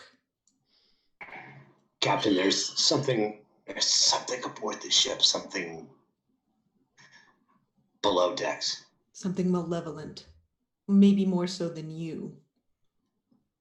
I wouldn't hard to believe call myself malevolent, but I suppose if it's worse, then fine. We'll work, but then champagne. That's not a no. Excellent. And he leads the way down the stairs. If anybody would like to follow him, you are free to do so. No. Vasili's got one leg over the side of the ship. If anyone would like to stop Vasily from dropping to her death at the bottom of the ocean, you're free to do that as well. We'll go and grab Vasily. Vasily, what are you doing? I was afraid that this was going to be an equally silent reaction. Yeah. No, I'm not. I wouldn't be surprised. All right. So I'm gonna say that you easily haul Vasily back over the Oh yeah. So strong. and all of her secrets back over the railing. Yeah, as he does it, he says, I have to be on the ship, so do you. Nope, no easy way out. Why? This is the worst. Vasily Varghese, did you see my ritual worked? I think Really all proud the of you. sacrifices have been worth it. I will give Mercy another, probably patronizing pat on the head and just go, wonderful job, Prophet. Oh, thank you. Vasily pats her on the shoulder a little bit. Oh, so many pats. Thank you. So much positive physical feedback. All right. So I'm going to get back to you, Enon and Opal, in just a second. I'd like to see what the rest of you would like to do real quick. I went to go find our fellow guests on the ship, particularly my friend Stefano, whose name I don't think I know yet. Don't know if that is knowledge that I have. Tenzia and Stefano introduced themselves. Okay, they did. Okay. And when you get down into I assume you follow sometime after Captain Braddock descends the stairway just to keep that healthy birth. As you get into the hallway with the guests, you see that the sailors, for the most part, have dispersed. And there is just an open hallway. There are these boards with names engraved on them. And you see that you have Suite A and then Cabin A. Now, the suites are reserved for wealthier passengers, whereas the cabins are typically 2 bunks. Okay, I will knock on the door that's the cabin, because that is... Will you roll me a perception real quick as you approach that door to knock on it? Oh, pretty high. What does that for? Plus... Good perception. That is a 19. You can hear, as you pass Suite A, a sort of like hurried whispering on the other side of the door. But as you walk past, it suddenly gets very quiet.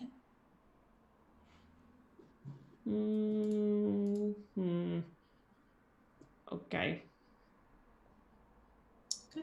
You knock on Cabin A, and the door swings open very cautiously, like it comes, and you can see a very look past, and oh, Constantina. Hi. Are you okay? I know that things were a little crazy up on deck. Oh, we're used to the bumpy seas. You know, we travel on the rafts and the skiffs. It is a day in June for us. Have you ever been on a ship that turned into a creepy ship and then turned back into a normal ship?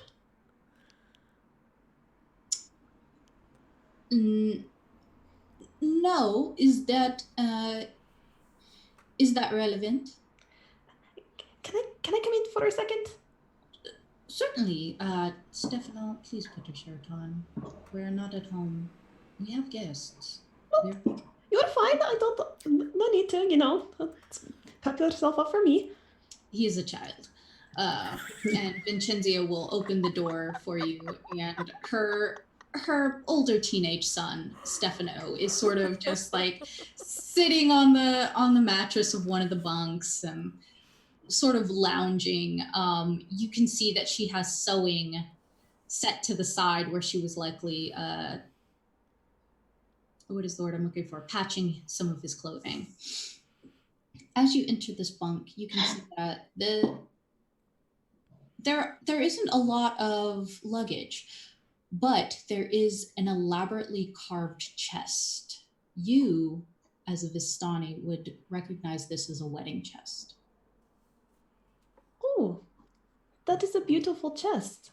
Are one of you getting married? Stefano blushes. Oh, how old are you? you're probably around my brother's age. That's kind of young to get married, no? Stefano will look to the side. I've told Mother that I'm old enough. Well, if you're an adult, then you can make your own decisions. So, congratulations. Sort of like sends a side eye at her. I can. Well, you should listen to your mother, because mothers they usually know things. Oh, you would say that. I would. My mother knows lots of things. Vincenzio looks very irritated and, I will get, would anyone like some tea? I will get tea and kasha from the mess. Oh, no need. I mostly just wanted to check. I would love to get tea and kasha. Okay. I will go get it. And she slips out the door and like shuts it very hard behind her. Well, there is some kind of strange activity on the deck that I have never seen before. And I was just curious if you have maybe seen a ship that turned into a creepy ship and then back into a normal ship. And do you know anything about the captain? Not really.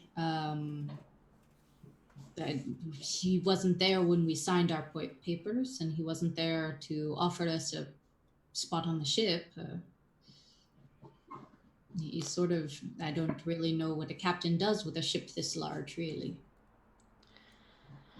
Okay, well, just look out for your mother while you're on board. Doesn't need me. Well, I think we should all look out for each other. Sure. Hey, is your mother also in the menagerie? Is she? Would you like to roll insight? Oh, yes! Give me the deed. Well, 16?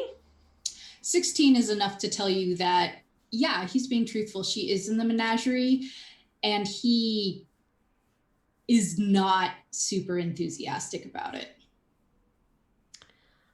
Well, that's great. I'm trying to get my family into it. I mean, they're kind of in, but not as much as I am. Well, so that must make it a little easier, right? I wouldn't mind so much if she weren't trying to get my family into it. And his eyes sort of drift to the wedding chest. Hey, do you know what happened in Harmonia? Do you know if we actually took over that place after everything, kind of, went up in smoke, literally? Oh, yeah, that was 2 years ago. What? That was like a week ago. No, that was 2 years ago. They stormed Harmonia, and then they went up the river to Skald, and they took Harkon Lucas out of his inn, and Carthagis is ours. What? 2 years? I was just there, and all this stuff was still happening, and the Meistersinger was dead. Then you wouldn't ask. Well, I left as everything was kind of going to shit in part because of me, but I didn't know. I put out the call, which I'm assuming. Yes, and it was heard.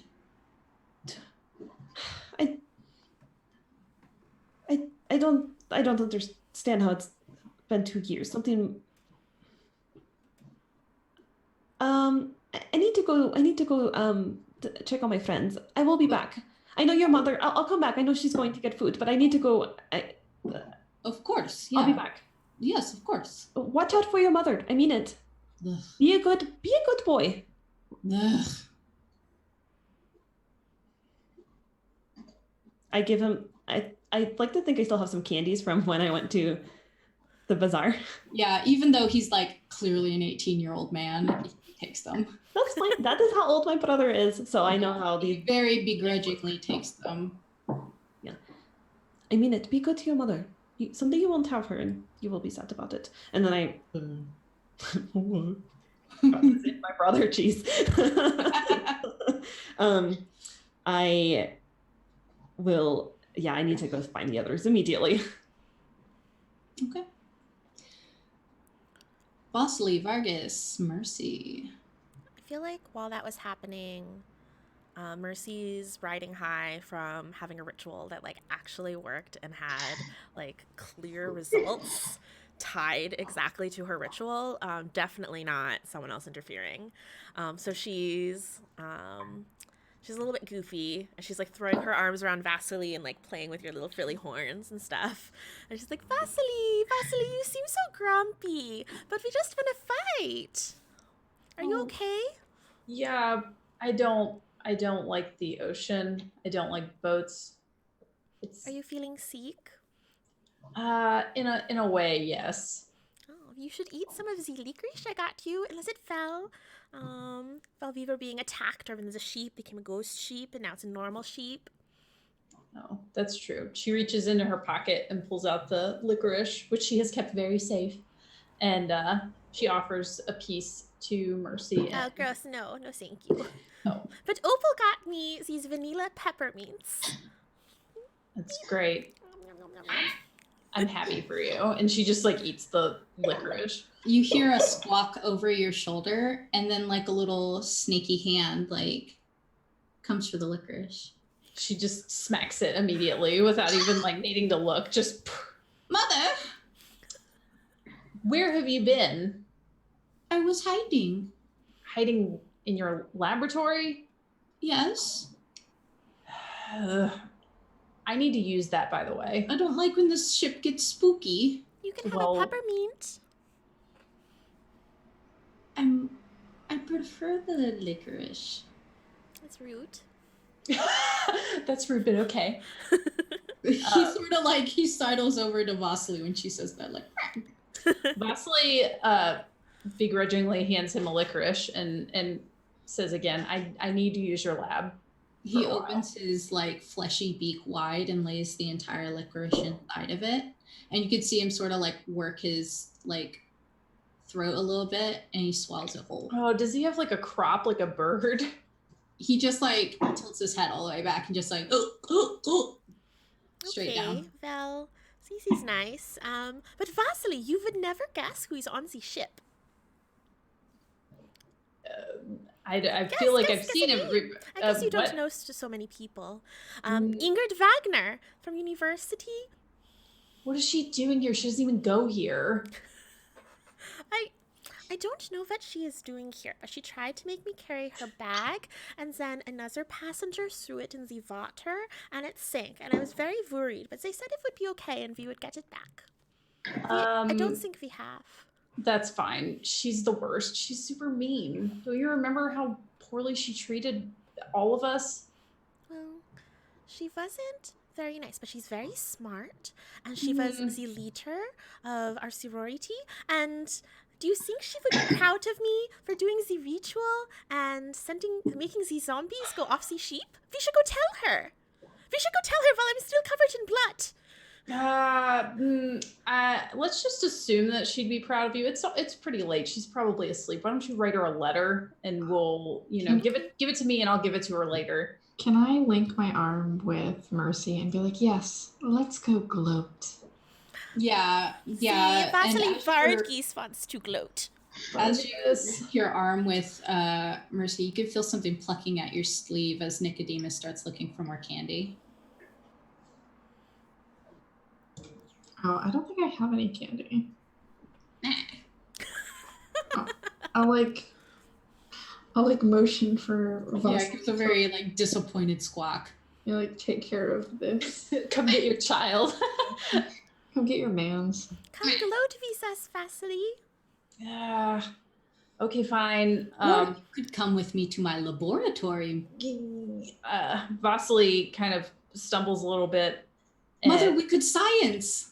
I need to use your lab. I need to make something for Constantina. So, Vargas, just know that this girl's terrible. Just take care of Mercy. All the better. No. I think she will be less terrible once she is completely impressed with me. Maybe. Nicodemus It'll tries earn to her hold approval. Vasily. What does he try to do? He tries to hold your hand. Oh God, no! I smack him. You smack his hand, but he still like looks over his shoulder at Mercy, just like me. I don't understand what is happening here.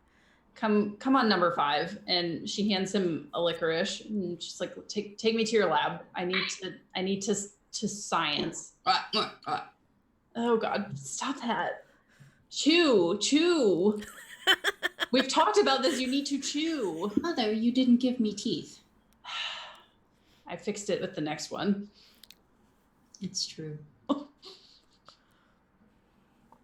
What's funny is I've had this exact same conversation with a real child. Two. All right. Nicodemus takes you over to the wall beside the stairwell and just zoop. I love it. I love it so much. Yes, I climb the rope. And he gives a very dramatic look over his shoulder once again to Mercy. And then goes in after you and back up. Mercy, like, every time he shoots her like a dramatic look, is just like smiling and giving like encouraging thumbs ups and like being like, yes, hold her hand, very good. Yes. And like the entire time his like mannerisms are very, I'm the favorite now. Haha. Mother wants to hang out with me. And Mercy's like, yay, bonding. It's like you can definitely see on his face where he's like, man, this didn't go as planned. Next time. And he just zips back up. Mercy and Vargas. I'm kind of imagining that we're probably heading over to where the quarters would be at the same time Constantine is coming to find us. Oh yeah, absolutely. Roll me a perception just super quick. I hope this wasn't important to drive the story forward. Because I got a 4. Okay. Yeah, an 18. Vargas, you're the one who hears like a hushed whispering behind the door this time of Suite A. Is it like, do I hear what they're talking about?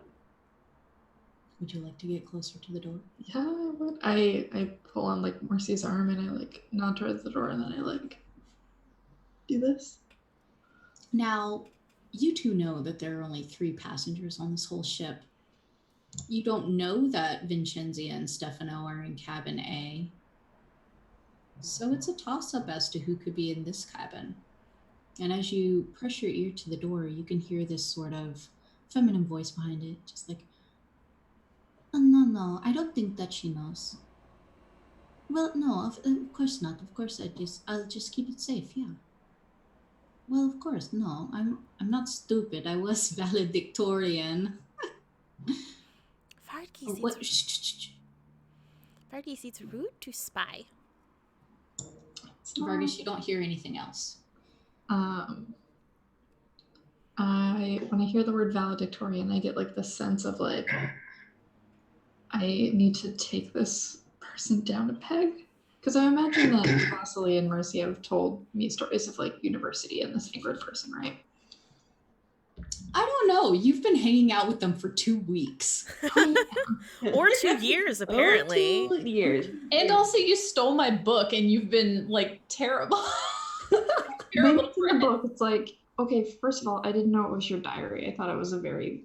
It's not my diary. Written book. I'm gonna come like running, I guess, like around the corner or whatever, like, and I see Constantina, we are going to gloat. Vargas is going to show me how. We need to go talk. Hey, how long have we been traveling together? You see, are you okay? I feel It's your only been- forehead. It's only been a couple weeks, right? Yeah. Right? Okay. Are you okay? I don't know. Something is weird. I just talked to Stefano, who said that the Harmonia, the revolution was 2 years ago. But that can't be right. That was just a few days ago. That is strange. Was He's he telling probably us the just truth? teasing you. I don't think so. He seems very serious. Maybe he can't tell time. Maybe he's an idiot. I don't think so. He's part of, the Matchbook Menagerie, which, it's like, the resistance of Ravenloft and whatever. And, remember when I, called everyone to go to Harmonia when we were leaving it because it was, on fire? And I was like, hey, come take it over. He said that was 2 years ago. That can't be right. Maybe he... That's very strange. But we were going to talk to my friend Ingrid, so we could ask her what year it is. I don't really like her. And she didn't seem very nice when we met her, so I don't really care what she has to say. But I don't know, maybe we should go talk to Vasily. Something just doesn't feel right about that. As soon as he told me that, I just got this like weird feeling in the back of my neck that maybe he was right. But I've never traveled through mist and lost time before. Constantina does have very good feelings, and so I believe you. What do you think, Vargis? Should we gloat later, or should we gloat now, or go find Vasily? Oh, we should absolutely gloat now. And then like Vargas just like knocks on the door. Yeah, no, I'm giving a gentlemanly rap right now. Yeah, with that 18 perception, you gentlemanly rap on the door, and you hear just a minute. It'll be okay, Constantina. We'll ask her what year it is. I turn to Mercy after she says just a minute ago. She sounds annoying. She is annoying. She also sounds like the DM can't keep the accents straight, so I don't know what her voice is going to sound like. We're going to find out. Opal and Enon, the captain leads you into... Kayla, stop. The captain leads you into his quarters and shuts the door. And as you turn around away from the door, he starts to close it. You see that there's somebody in there already waiting for you. Hello. It's actually a handful of someone's. Brummett steps forward. Hello, Enon. Captain, Doctor. I would love to thank you from the bottom of my heart for saving the ship. You did a great thing today. You really pulled it off. But no problem with that is that now no one can collect the insurance. So this is a mutiny. Is that what this is about? I'm afraid so, and you're looking a little out. And that's where we're going to end for this week. Oh my god! This episode's theme was insurance fraud. That's pretty wow. Yeah, that's what a twist! Brought to you by insurance fraud. It's a twist. The true horror Ravenloft. We learned so much this episode. There's so much going on with the story. Everyone's level 7. Yay! Cool. You guys weren't even supposed to learn about the 2-year thing for like way later down. So I'm so stressed. What is going I'm on? talking to NPCs. I'm really proud of all of you. Let's do outros. Jason, let's start with you. Hey, I'm Jason Carl, playing your halfling monk Enon. You can find me on LA by Night in about 1 minute. And you can find me everywhere online at Vampires and Beano. All right, Jen. Hi, my name is Jen Vaughn. I'm a narrative designer for Very Very Spaceship and the DM's Guild. You can find me at the Jenya online. I will also be at PAX on a panel Monday at noon about tabletop role-playing games and families. And I'm sure that information will be at d20games.com. And I'm going to be on Lisa's Design Dash show again. Thank you for voting last week. Awesome. All right. That was so enthusiastic. You're like, yay. Hadil. Maybe you can find me online. Toy Such. If you go to my Twitter, you can hear about the pans. All of the pans. Oh my god, so many pans. So many pans. It was quite the saga. I just posted about Amazon mishaps and jock jams. The end. Okay, Ashley? Hi, I'm Ashley Warren, and I write and do lots of things for D&D. My website is ashleywarrenwrites.com, and the best way to keep up with all the stuff that I'm working on is probably at Twitter at Ashley and H Warren. And yep, I thought I had something else to say, but now I don't remember, so it wasn't important. Okay, Kayla. Hi, I'm Kayla, and you can find me online at KAYNCLI or kaylaklein.com. And I do a lot of art, and mostly just follow me on Twitter. And I will be releasing my first art pack on Dungeon Masters Guild very soon. I've been working on that all day. I'll probably be tweeting out a preview of another piece from it this weekend. So keep an eye out. It'll be great. Very cool. Lisa. Hey, I am Lisa Penrose. I am the community manager / social media manager of a bunch of D&D stuff, including D&D itself. You can find me at Merciful DM or on my website, lisapenrose.com. If you are on the other side of the world or you like staying up late, or getting up early, any of those, any combo. I'm going to be participating in a charity stream to support Flint, Michigan at 4 a.m. Pacific time. Someone messed up time zones when she agreed to that time slot. I am completely blanking on the name of the channel, but it's One Drop for Flint. Go to my Twitter page to find a link to that Twitch channel. They'll be streaming all of Saturday, 24th. If you enjoyed this show, follow us on Twitter at MissedTalesDND or go to talesfromthemist.com. There you can find all of our past episodes, including in podcast form, edited by the lovely Celeste Konowich. And if you're going to be at PAX West or you live in the Seattle area, that is where you can find our Saturday, Sunday, and Monday places we will be to find us, to come say hi. We would love to meet you. Just go to talesfromthemist.com/blog. TK. It's TK, and I write spooky stories on the internet. And if you like spooky stories, then you can read them at tkjwrites.com, or you can follow me on Twitter, TK Joins the Fray. I'm never going to update anything that I do because I'm lazy and a liar.